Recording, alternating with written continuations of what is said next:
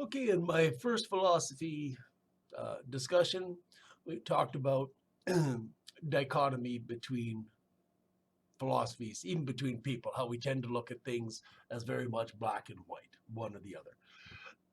Dichotomy just means very differing points of view, if you will, a difference.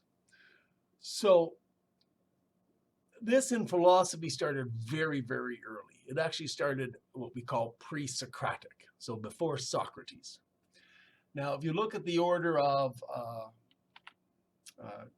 I guess, time order of philosophers, particularly of Plato, Socrates, and Aristotle. Okay, the chronological order is Plato was first, Aristotle was second, or Socrates. Which one's first? Or was it Socrates, Plato's, Aristotle? So generally the answer is that Socrates taught Aristotle, but Socrates was taught by Plato, if I remember correctly. Now, I'll double check that. As I mentioned, these are not the specifics of philosophy. They're important, remembering which names came first, whose philosophy was which. It's more about remembering what they thought or their thought processes that we can use today. Okay? So, simple question, who came first, Socrates, Aristotle, or Plato? Aristotle's science. All three of these men lived in Athens for most of their lives, and they knew each other. Socrates came first, and Plato was his student around 400 BC. Okay? Uh, and then Aristotle was a student of Plato. So, when we refer to pre-Socratic, we're referring to before Socrates. The problem with pre-Socratic is there was not much written by philosophers then. You need to remember for the two philosophers I'm about to talk about, Parmenides and Heraclitus. Is it Heraclitus? Heraclitus. Uh, there's not much actually written by them, but we have a general idea of what they thought from a few small snips here, and more from references of what their students have said about them. Okay, and those two philosophers that are before Socrates are the very start of dichotomy in a way. But we'll get into that in a moment. The reason we don't have much written by these people is you must remember at this time paper didn't exist. In fact, papyrus, which was kind of the first in Western culture plant-based writing on leaves of papyrus, not really common yet. And even for the Greeks, there wasn't even really papyrus. They probably would have been using goat skin for some of the writings that probably existed for, Socrates and Plato and Aristotle. But now to look at these pre-Socratics. What do I mean by they start off the dichotomy? Well, we have two of them. One who believed all existence is already locked into place. There is no change to happen. It already all is. And the other that believed that the world is nothing but in flux. It's in constant change. So we have static compared to changing. Okay, static meaning is not change, and the other one dynamic, static and dynamic. One where it's in constant change, the other where it's not in change. And this has been an ongoing battle in philosophy ever since. Okay, many, and myself included, when I first started learning about Parmenides, think his concept is crazy.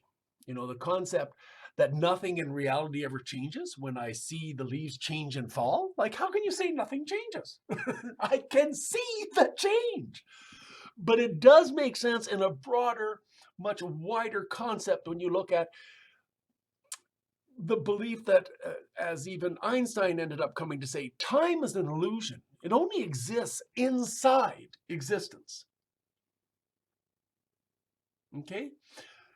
Time, by definition, philosophically speaking, is the measurement of change. So we see the planets and the stars and how they rotate and move in the sky as time goes on.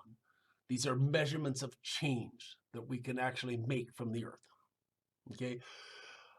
And so you have Heraclides, who believed everything was always in change. And I mean, from the point of view of living inside existence, it certainly appears that everything is always in change. Whereas Parmenides' viewpoint was all of that already exists. It's already locked in. All that's changing is our point of view of that reality at certain points in time. As we go through time, we see reality from different points of view, so we see change, but all of that change always existed. It was already there. So winter, right now it's summertime. Well, it's about to be, right now it's August 31st. So, we're almost 2/3 of the way through summer, but it's simultaneously winter in existence. That winter from last winter and next winter, in Parmenides' point of view, already exist. We are just not attuned to seeing them. But their existence doesn't start and then end. Exist is a present tense concept. If it ever existed, it must still exist. That's because existence it's the verb to be. To be. Well, that's present tense. What is? So this dichotomy started way, way long ago in philosophy. And so as a result, there's been very few things that people actually, or philosophers have actually completely agreed on in philosophy. In fact, one could argue there's really only been two kind of points of view that have really existed as being acceptable by almost all philosophers. And those that don't accept it, it's really more about them just trying to be argumentative. They're not really seen as having valid disagreements with some of these basics. They're just kind of seen as being, I guess, devil's advocate or disagreeable. So, what are these two principles? Well, the first one was one that actually existed, gets talked about between and kind of viewed of with Socrates, Plato, and them. And that is the concept or the principle or law of non-contradiction. So that something cannot be true and its opposite be true at the same time. So, for example, I cannot be human and not human at the same time. It's not possible. That's a basic concept of philosophy. The basis of what they try to develop all the logics on is that opposites cannot both be true at the same time. And that, remember, this is exact opposites, not just opposites in general, but exact opposites. So you cannot be one and not one simultaneously. You cannot exist and not exist at the same time. Now, this got refined as philosophers went on. The initial one was just simply, these two things cannot be true. Then it got further developed into these two things cannot be, the fact and the non-fact, if you will, or its opposite fact, cannot be true at the same time in the same concept or in the same sense or meaning. Okay, so we can have two opposites true at the same, two opposites true, but it'd be at different times. See, so for example, I could be a child, but 20 years later, I am not a child, I'm an adult. You see, so I am a child, I'm not a child. Both are true, but at different times. And then we have concepts of where they're not always true in the same sense. And that one becomes very important into my philosophy, as we'll get to much later, based on modern day sciences and our understanding of string theory and multiple universe theory. Okay, that yes, something can be true and not true, but it would be in different realities or different views of existence. But remember, if all existence exists, those different choices, those different realities, if you will, all exist simultaneously. We just don't see them all at once. We can only see one at a time, if you will. Though some put forward the theory that when we get these glimpses of deja vu, these are glimpses of actually alternate realities that happen to precede ours by just moments. And we get a glimpse of them, and that helps us recognize our own. One of the theories of deja vu. Okay. Theories are a dime a dozen. You can throw out a theory as much as you want. Proving them is very difficult, especially in philosophy, which is why thousands of years later, we're still having these same arguments and discussions.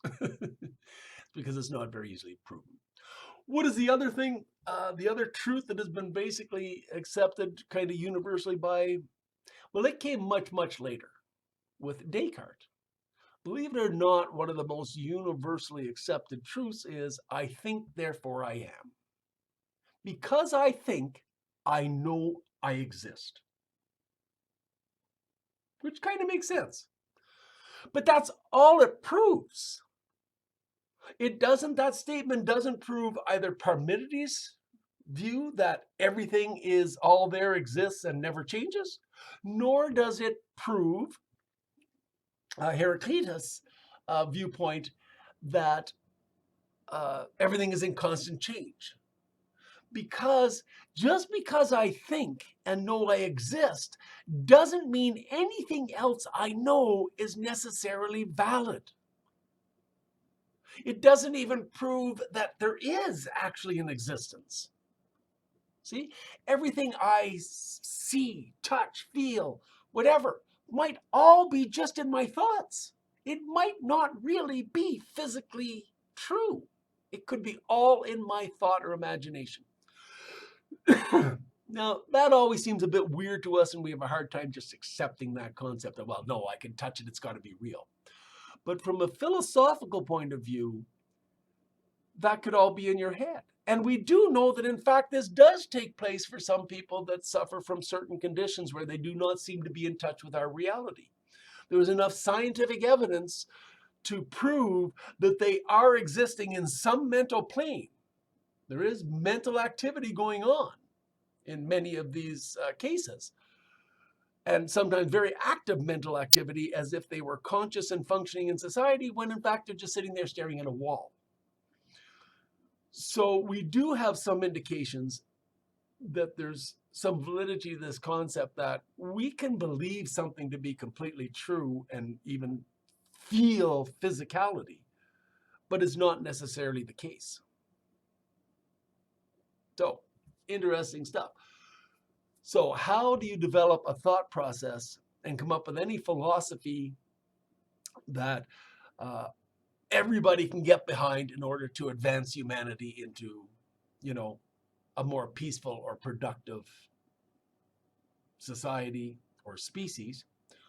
Or contrarily, come up with a philosophy that comes up with a definitive proof that we are meant to be in constant conflict in order to cause ourselves growth. See, when we can't even resolve the basic of whether or not existence, the physical existence we think we see and feel and touch and taste and smell, actually exists. You can't actually prove that you have a body. See, there's the crux of it. From a purely logical, philosophical point of view, we cannot actually prove we even have a body. So if I can't prove I have a body, I can't prove existence exists, or the physical thing I think of as being physical actually exists. And I can't prove any one of you exists. Anybody other than myself exists. I cannot prove that from a purely logical point of view. All I can prove is that I exist because I think. So, if I don't think anybody else exists, why am I bothering to make this video? Well, obviously, from that point of view, the argument then becomes, what would existence be? What is this that I perceive if it's not real?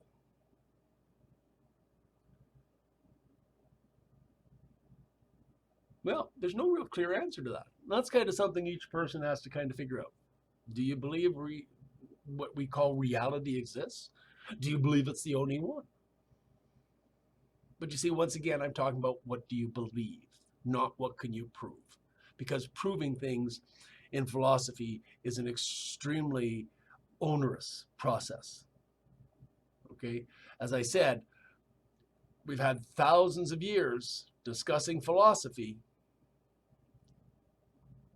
and yet we still only have two things that are accepted proofs. Okay? One, the law of non-contradictory, or sometimes it's called the law of contradictory, or principle of contradictory, or principle of non-contradictory. Some even call it. But anyway, doesn't matter all the names you have for it. It's the same concept that something cannot be true and not true simultaneously in the same concept. That's one thing. And the other is, I think, therefore I am. Now, in my philosophy, I actually reject that law of non-contradictory in a certain concept, in everything other than the multiple reality in different senses.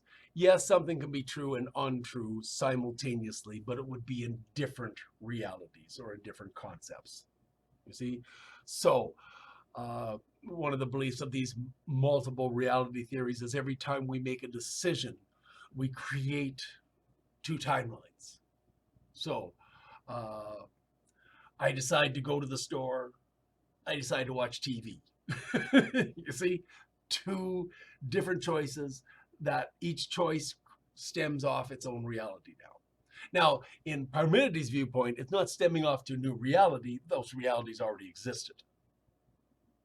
Both of them.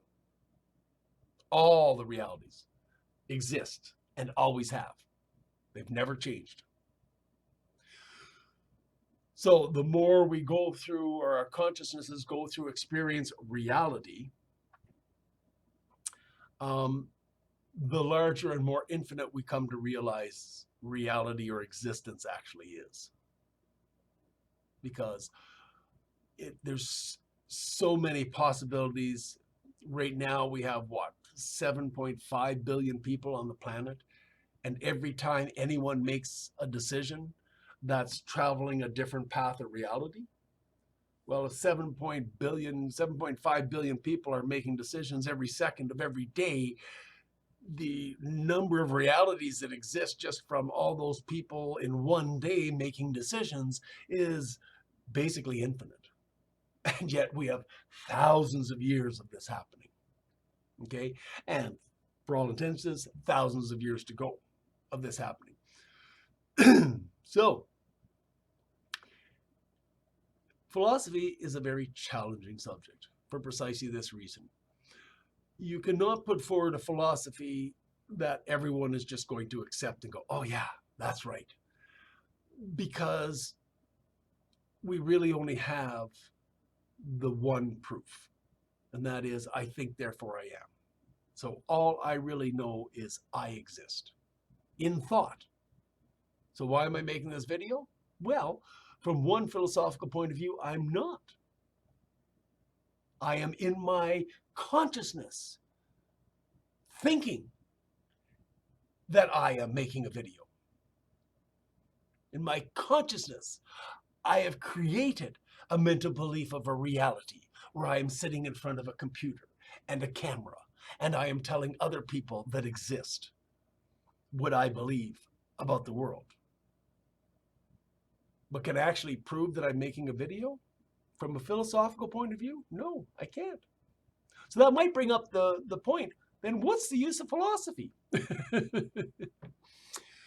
Well, as with many things in life, what we do is we start with an assumption. And that is the key thing to remember, that almost all existence is based on the assumption that what we think we are experiencing actually physically exists and is real. It is not just mental projections. It's not just my consciousness creating it. Now, this creates a real problem in some regards for Christianity and some other religions that believe in a creative force, or that there was a God that created everything. Because if all I do is exist in my mind and everything I think I see, I'm actually creating in my mind, then by definition, in a way, that would be making me God of my existence. And as we know, in most religions that believe in a deity figure, presuming or assuming that you are that God is blasphemy. And so this has created a problem for many philosophers that have had to try and that have made their philosophy fit the religious points of view. This is part of what went on with Aquinas. He took most of Aristotle's philosophy and tried to adapt it and make it fit the Christian mythos, the Christian viewpoint, so that it justified the beliefs of the Christian faith. That can be done with philosophy because, as I said, everything is based on assumptions other than I think, therefore I am, or the law of non-contradictory,